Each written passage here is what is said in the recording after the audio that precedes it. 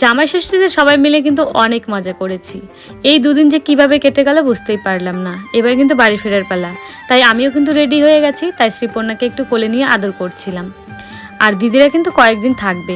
আর আমাদের গ্রামের প্রায় মহিলারা কিন্তু পান খায়, তাই আমিও কিন্তু একটু পান খেয়েছি। তবে এটা আমার শখ করে, এটা আমার নেশা নয়। এই যে আমরা 4 বোন, একজন আসতে পারিনি, ওকে কিন্তু আমরা সবাই অনেক বেশি মিস করেছি।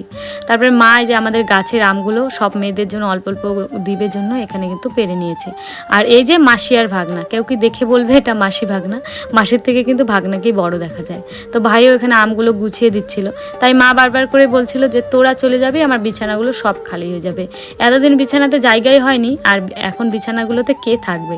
তারপরে মা বাবা জামাইবাবু দিদি সবাইকে কিন্তু প্রণাম করে বাড়ির দিকে রওনা হয়ে গেলাম। বাড়ি যেতে ইচ্ছা করে না, তবু যেতে তো হবেই। তারপরে দিদি আর জামাইবাবু ভাগনা ওদেরকে বাড়িতে নামিয়ে দিয়ে আমরা কিন্তু সোজা চলে গেছিলাম আমার বড় ননসের বাড়ি শালুগাড়াতে। তো বড়দিকে আগে থেকে ফোন করে রেখেছিলাম যে তোমরা রেডি হয়ে থাকো।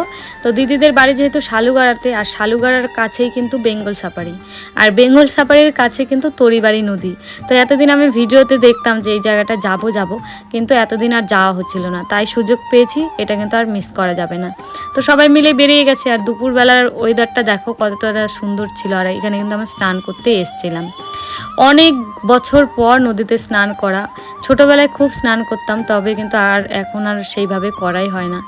আর এই নদীর জলগুলো এত পরিষ্কার ছিল, পাহাড় থেকে কিন্তু সোজাই জলটা এসেছিল। জলটা দেখেই শান্তি লাগছিল। আর এই নদীতে তোমরা যারাই স্নান করতে আসবে, তারা কিন্তু অবশ্যই জুতো নিয়ে আসবে, স্যান্ডেল চটি, যাতে জলেতেও জুতো পরে নামা যায়। কারণ পাথরগুলো এত পরিমাণে ধার, আগে যদি জানতাম আমি জুতো অবশ্যই নিয়ে আসতাম। তো এই ভুলটা তোমরা করো না, যেহেতু আমি আগে আসিনি, জানতাম না ব্যাপারটা। তো আমার বর গাড়িতেই দেখি বসে ছিল। তো আমি বললাম চলো। তারপরে এই যে ওর জুতো পরে কিন্তু আমি চলে এসেছি। আর ভিউটা জাস্ট অসাধারণ ছিল, সামনেই পাহাড় দেখা যাচ্ছিল। আর এখানে কিন্তু তোমরা ঘুরতেও আসতে পারো। এই যে নদীটা দেখছো, তার ওই পারে কিন্তু প্রচুর রিসর্ট রয়েছে। আর এখানে আমরা যতক্ষণ স্নান করলাম, প্রচুর গাড়ি এদিক দিয়ে যাচ্ছিল। এখানে কিন্তু ট্যুরিস্টরাও আসে, এখানে পিকনিকও স্পট রয়েছে। আর এই যে দেখো জলের স্রোতটা কি যে দারুণ ছিল। আর আমি কিন্তু ভেসেই চলে যাচ্ছিলাম, যেহেতু একেবারেই হালকা। আর এই যে দেখো এখানে ভিডিও চক্করে কিন্তু আমাকে ভাসিয়ে নিয়ে যাচ্ছিল। জলটা কি যে সুন্দর ছিল, আমার এত ভালো লাগছিল। নদীর জল আমি এত পরিষ্কার দেখিনি। তাই আমি বারবার পরে বলছিলাম যে চলো ওঠো ওঠো, এবার কিন্তু জ্বর চলে আসবে। তারপরে কিন্তু আমরা সবাই মিলে উঠে গেছিলাম।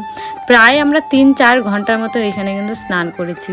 প্রায় আর সন্ধ্যায় লেগে গেছে।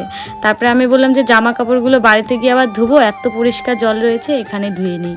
ধুয়ে এখানে কিন্তু আমি জামাগুলো ভালো করে চিপিয়েও নিচ্ছিলাম, যাতে গাড়িটা ভিজে না যায়। তারপরে কিন্তু ওখান থেকে চলে আসি আমরা একটা দোকানে। তো এখানে বদ্দি আর ও চা খাচ্ছিল।